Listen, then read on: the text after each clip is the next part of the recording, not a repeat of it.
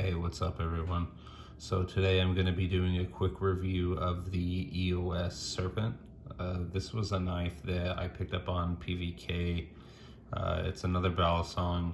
I've been kind of getting into that lately on top of the EDC stuff. I know this doesn't really kind of fit into the EDC world, but you know, again, as I've said before, my whole thing is doing just basic upfront honest reviews on items that there isn't a ton of information on out there, that is either unbiased or, you know, is just in general, like there's just not a lot on these out there that I've seen as far as videos and people actually talking about them. So we're just gonna kind of get into it. I went ahead and picked this up not too long ago. It was like 300 bucks. I had some points, so I got it down to like 250, so it wasn't a bad deal. Kind of cool as far as it has the DLC on it, the diamond light coating, and then it also has titanium handles, and then it has the blue anodized hardware, as you can kind of see. The blade steel on it is going to be CPM S35VN, which is actually pretty decent for that kind of price point and like a Balisong blade. But again, this isn't something, you know, you're going to be carrying and using on like a, you know, a job site or whatever. This is strictly made for flipping. It runs on phosphorus bronze washers. There's actually very little handle play so far for being on bronze washers outside, you know, over bearings. So that's kind of cool. I do enjoy all of those aspects of it, those features, the titanium handles, the DLC, the blade steel. You know, the look of it is definitely cool. One thing that, you know, not necessarily one thing, but one of the things that I dislike about it was that I noticed a lot of the anodization on the screws themselves seem to kind of be varying in colors. It's kind of hard to tell with the camera, but you can almost kind of see here, this is a much lighter blue and this is a little bit darker. You know, that to me, it's just aesthetic. You can see it here again, but it is kind of like, what the fuck, you know? Clearly you can see that when you're putting this up against the black background like these handles. So that was something that I immediately noticed. I don't have any other real complaints about it. It is kind of a little bit on the stiffer end because I haven't flipped it a whole lot, but it does flip really nice. It flips very smooth. It does not come, you know, again, with any kind of latch or anything, so I just have an O-ring on here for the bite handle to be marked. It does have these weights that are actually kind of machined and then fitted in here, which is kind of nice. You know, they put a lot of thought into this whole thing. So I definitely like it. You know, I like it when people actually, you know, design things around their customer base rather than just, you know, trying to get, you know, what they think will sell just based on previous sales. You know, you want somebody that's going to listen to what other people's opinions are, people that are flipping these things and using them. And, you know, right away, that's what they did. They took a lot of the shit out that people don't want on actual flippers. Like, you know, I like pocket clips on some of the Balisongs, but for like something that you're going to flip, you know, to kind of fiddle around with, they're not practical to have a latch or a pocket clip on them because they get in the way. And then it also throws off a little bit of that weight, you know, distribution on each handle. So there's that whole thing. It's kind of nice that they did that. It's, you know, there's just no way I can flip at this camera angle. I'm not the best flipper out there by any means, but I can do some things with it, which is, you know, it has no problem doing. It's definitely on the lighter side. The balance is pretty decent. It's towards the middle.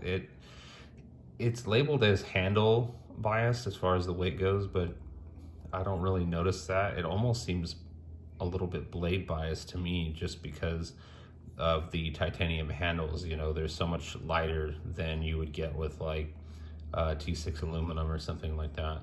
So, you know, but either way, it flips definitely, you know, really nice, really smooth. There's like almost no handle play. Granted, it is relatively new, but I do really like this as far as just a flipping Balisong. Definitely, again, not something I would carry around and EDC or anything like that.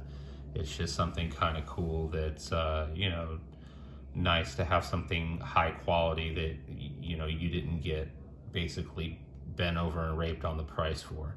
So with that being said, you know, there isn't a ton of these out there, but there is some. I have seen some on the secondary market, as well as, you know, like I said, I got this through PVK. They have a couple other ones, and then they also have the, I believe it's the Trident, which is their other model, but they were sold out of that one, or I would have picked that one up as well. But yeah, it's definitely not a bad little knife for flipping. Again, in that price point, you know, it's pretty close to what I paid for the Maxxis Serpent Striker 2. Granted, again, I chose to pay a little bit higher for that just to get it right away rather than waiting. But, you know, it really is a nice Balisong, and I would recommend it. I don't know, as far as, you know, professional flippers, how it's going to handle with a lot of the kind of stuff that they do. I'm not super great with aerials and things like that. I am still kind of learning how to do some of that. But, you know, it does seem very well thought out and made. I would definitely go through and check any Balisong you get because of the vibration and the flipping and all that. And then the impact of hitting the Zen pins. You know, you want to make sure that all of your screws are going to be thread locked. I see a lot of these EOS and other brands that end up having missing screws in the secondary market. And that's just because people aren't checking and making sure everything is tight and doing proper knife maintenance. You know, they just want to throw some oil on it and flip it. And that's just not how these knives are. These knives require a lot of maintenance and attention to detail, and just paying attention so that you don't end up with, you know, a lot of, like, you know, damage or tipping your knife or blade rub or missing screws or any of that kind of shit. So, you know, keep up on the maintenance with your stuff. Take care of your stuff.